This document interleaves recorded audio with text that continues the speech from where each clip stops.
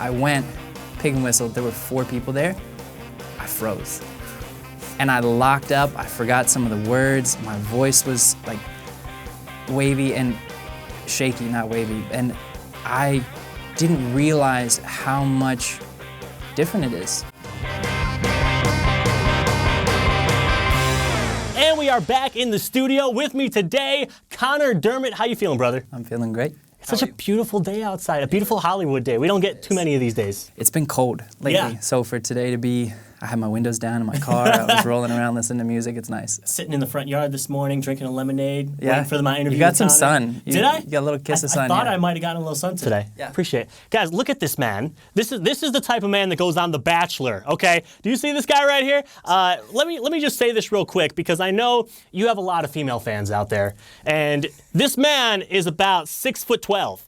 When he walked in and I looked up at him, I thought I was going to get a little crink in the neck. Are people usually surprised when they see just how tall you are? And exactly how tall are you? I'm 6'4.5", Shoo! technically. And Tall then, guy. Yeah, people are surprised. Even my family to this day, when I go home, they're always like, man, I forget how tall you are. You have been away from home for a little while now. Yeah. I've obviously did a lot of research over before you came in. Yeah. You moved out here to the West Coast after a little bit of college. Yeah. That's an interesting story. I want to hear a little bit about that. Before we get to it, though, you've been in music for a long time. Yeah. Your mom was in music. Yeah. Tell me a little bit about growing up around music. Man, it has been the one thing I think that has informed every part of my life for my whole life. It's the one constant that I've had. I've always listened to music. Even as a little kid, I would piecemeal together stereo systems. I would get like my brother's old, when they had like the big stereo systems with like the 5-disc CD changer in it and the big speakers. I would take that it back. and then I would go to Goodwill and buy like extra speakers and put them in other parts of my room and take audio cable over there and just have as much sound as I could all the time. I'd play it the moment I woke up, when I was in the shower. So it's always been, it has very much been the soundtrack to my life, just different songs and artists that I've been introduced to. And with that, I think I've inherently had a love for it since I was little. And I think I heard a story one time that your mom used to sing a lullaby to you or something that she had made up. Tell me that story.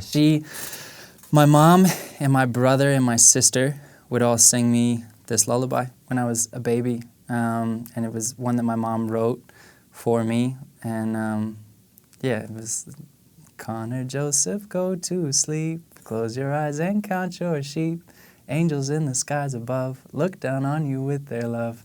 And then we just go on and on and on. My gosh. It was a very sweet, yeah.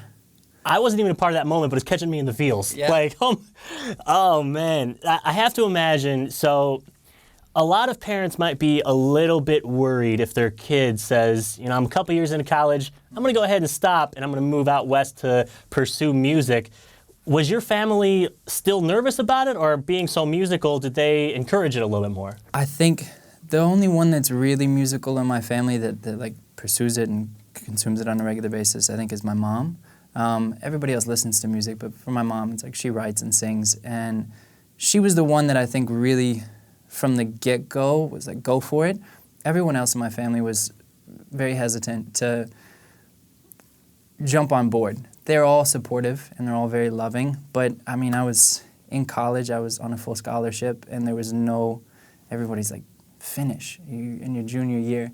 And for me, it was... You had broken records, right, in athletics? I didn't break a record. I was like I had the second highest javelin throw. Yeah, at WashU.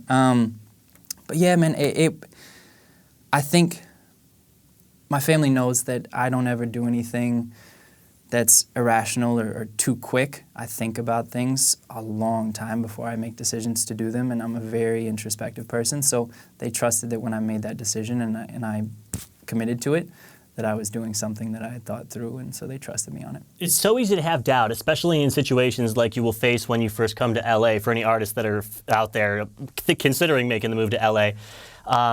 You get out here, you didn't have a job lined up, you didn't have people lined up, and you're couch surfing. Yeah. After a little while, did that start to get like in your mindset, like, man, I was on that full ride scholarship back at the university? You never had that thought? Never. No. I tell people, and it's 100% true, the moment I made that decision to come out here, the moment I got out here, even in my struggles where I was, I don't want to like play this up like my parents were there to support me. If I asked them to, they would have, but they offered and I said no multiple times. I was like, I want to do this on my own. I want to figure this out. And so I was like getting by on $5 a day for a month. And it's not a crazy long time, but I was couch surfing. I slept in my car a couple nights, and I never felt more alive and more in line with my soul and my purpose than I did in those moments. And so I never had that thought of, oh, I should have stayed in college. I should have done this. Yeah, never.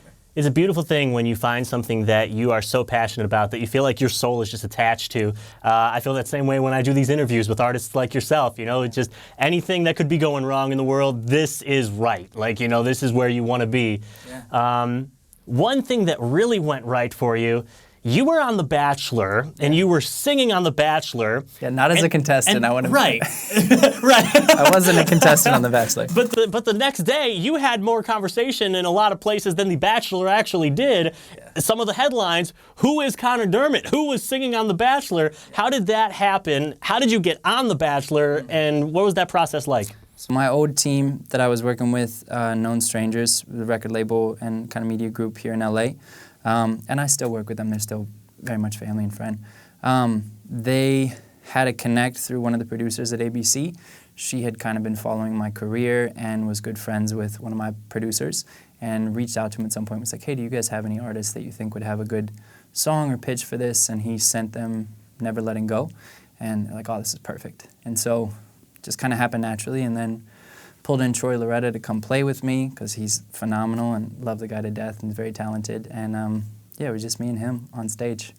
I did that show on the Food Network a couple of years ago, and I was surprised by how long those shoots kind of take for a day like that. Was that the same situation, or was it pretty fast? No, it was a long, not like crazy long, but it was longer than I expected. There was a lot of, as always, hurry up and wait. I was going to say.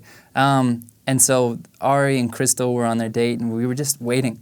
And they were like, all right, they're coming over from this other area. So we stood on stage, and we were poised and ready to go, and I had done my vocal warm-ups, and I was ready to roll. And then we waited for like 30 minutes. Wow. And so I was standing there, and I was quiet, because they were like, be quiet in case they walk in. We wanted them to know what's going on.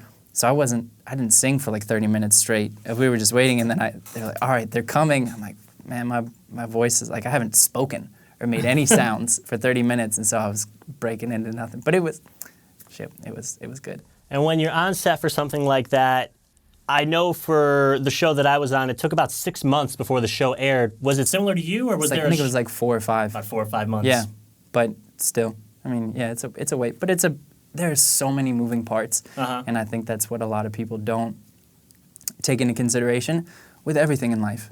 Yeah. Like the level of understanding that people have for anything going on in life is oftentimes limited.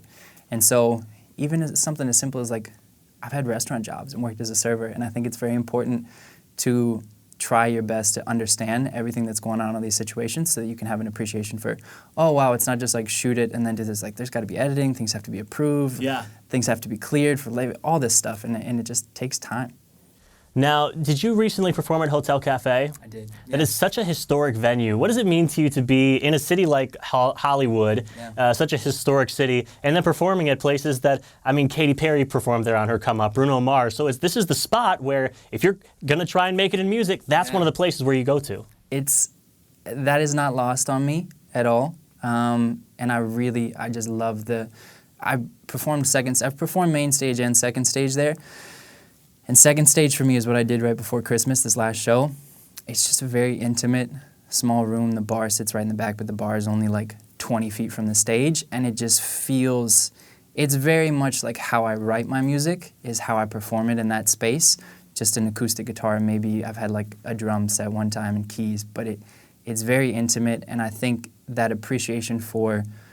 there's just an appreciation for the creation of music, for the process of going through writing and getting stories out, and there's a level of respect that comes with that venue that I think you don't get other places. People come there and they're like, all right, we're here to listen to music, like a song that has been written with intention and purpose. And so every artist that I've gone to see there on some level has been exploring something that I think is valid and respectable. Yeah. There's something very unique about being in a situation where you're writing your own music and it's a piece of you, and then you're performing it on stage. How is there any words that can describe that to someone that hasn't felt that exact experience? Because it's kind of like a vulnerable moment to have your thoughts and emotions put on music on a stage in front of people. Yeah. It is no longer, I think, the first time I ever performed, because I grew up performing, and I had performed in front of thousands of people, even like open sets in St. Louis for a couple thousand people before. And the first time I got on stage to sing Never Letting Go, the song that I did on The Bachelor, I was at the Pig and Whistle on Hollywood Boulevard. Tiny spot. My producer was like, listen, we just need to go. There's an open mic. You just need to sing something that you wrote live. And I was like, oh, man, I've performed this and this. She's like, let's book a show. And he goes, no, we got to go do this.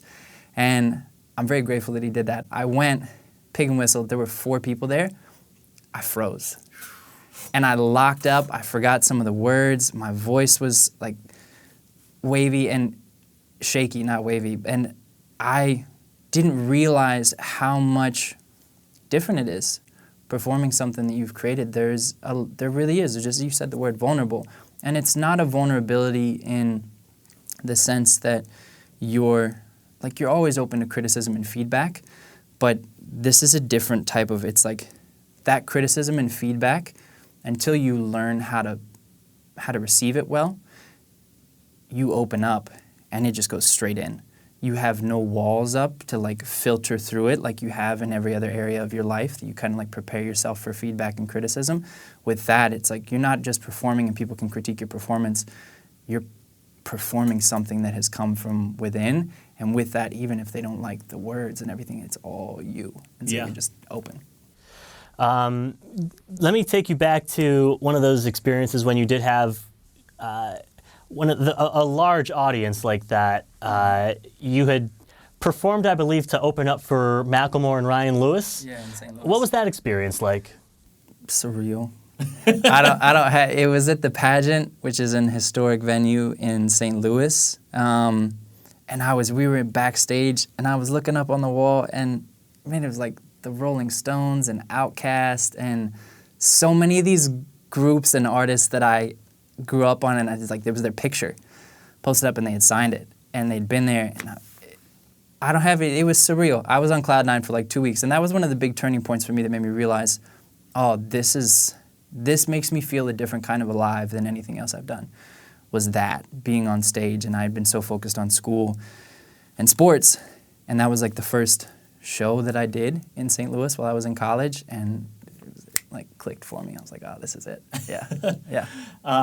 Before that, Phil and what was the name? Oh, Jammin' with Phil. Jammin' with Phil. Phil, you did your research. This is great. Of course, man. This is much like when you watch Hot Wings? Yes, The Hot Ones? Yes. Yeah, I think I'm always appreciative of the fact, like, oh, you did some research before you came in. This is very much the same. I appreciate it. Yeah, absolutely, man. I want to make sure that we get your story out there. Yeah. I had read somewhere before that you're kind of like a Mr. Everything man. We had the athlete, the javelin throw, singing on The Bachelor. You've done a lot of really interesting things. So it's always good for me when I get to talk to somebody that has been as interesting as you got. So thanks for being interesting. Thank you. Yeah, much credit goes to my parents and my environment growing up. I had a lot of things that I was able to explore. And I think I had, I've always been, I don't know, a people pleaser, if you will. Less so as I've gotten older and grown, but still, like, I don't ever want people to feel uncomfortable. And then the more things that I can know about, the more different facets of someone's life I can relate to them on and engage in conversation that is stimulating to where I can ultimately get to a place of connection with them. So anytime I get a chance to learn about something, I usually take it. And as a writer of music, that probably can only help you as well. Yeah, very much so. So Jammin' with Phil, you met their piano player, I believe? It was a couple of the guys that were in the band. It was just a small group of people that got together and would jam. Phil he was not actually a student, he worked in what was called Bear's Den, which was like a food center on campus. And he was this young, really cool cat that played drums with the most ridiculous level of energy and enthusiasm ever. And yeah, you'd talk to him and he had this real deep voice and he was really smooth, but then he'd get on drums and he was wild. He put this group together just because he wanted people to play music, and there were a handful of other guys, but yeah, Eddie was the guy on the keys that introduced me to the group and kind of asked me, he was like, hey, you want to come sing sometime? I came in and we would just hang out. We would jam, we would sing songs, be like, what do y'all want to work on today? No plans of doing anything, and then last minute submitted to open for Macklemore and Ryan Lewis, like put together a clip, and we got the slot, and so it was all, it just happened, I don't know.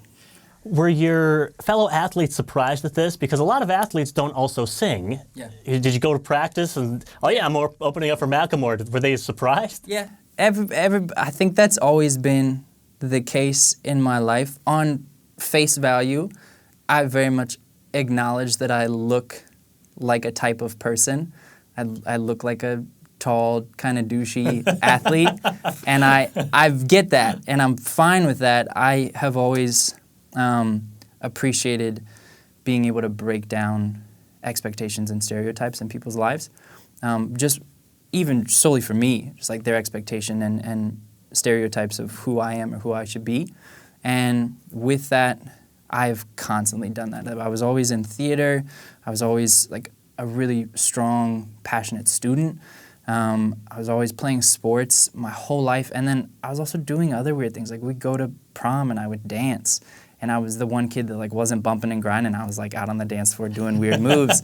And it just always, I think any chance that I get to be free and be myself and maybe inspire someone else to just like let loose, man. No, who cares? People are going to judge you no matter what.